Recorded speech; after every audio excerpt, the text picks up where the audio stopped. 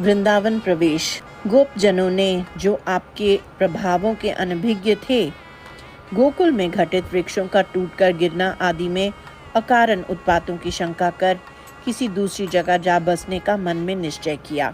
उनमें से एक उपनंद नामक गोपश्रेष्ठ ने निश्चय ही आपकी प्रेरणा से कहा, यहाँ से पश्चिम की ओर वृंदावन नामक एक मनोहर वन विराज रहा है। नंद आदि गोपों ने उस बृहद वन को पुराना गोकुल बनाकर छोड़ा और जिस अति श्रेष्ठ वाहन में आपको लिए हुए माता यशोदा बैठी थी, उसके पीछे पीछे वहां से क्षण में निकल पड़े। उस यात्रा में गाड़ियों के चलने की मनोहर ध्वनि तथा गायों के खुरों की आवाज के बीच से आपके विनोदपूर्ण आलापों के अक्षरों का रस पीते हुए, उन्हें ध्यान से सुनते हुए गोप नारियों ने पथ की दूरी न जानी।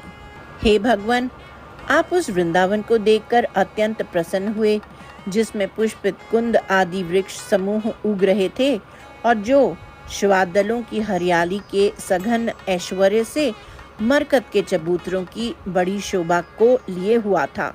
सभी गोपजन उस प्रदेश के नए बने भिन्न भिन्न भवनों में बस गए और आप गोप बालकों से मिलकर वन की शोभा देखते फिरे।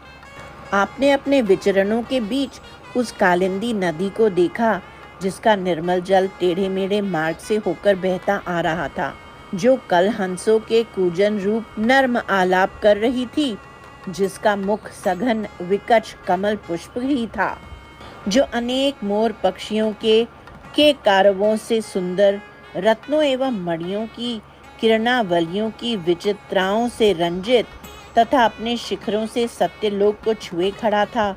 उस गोवर्धन पर्वत को भी आपने देखा। फिर आप बालकों के साथ वन में चारों ओर जहाँ जहाँ घूमते थे, वहाँ वहाँ टेढ़ी मेढ़ी गति से बहने वाली नदी कालिंदी किसी एकाकिनी अनुरागवती युवती की तरह आपको दिखाई पड़ती थी। हे गुरुवायूरपुरेश, गायों के हितकारी ऐसे वन में बछड़ों के चारण में उत्सुक हो आप राम तथा अन्य गोप बालकों के साथ घूमते फिरते थे। वही आप रोग से मुझे बचाएं। सर्वत्र गोविंद नाम संकीर्तन, गोविंदा गोविंदा।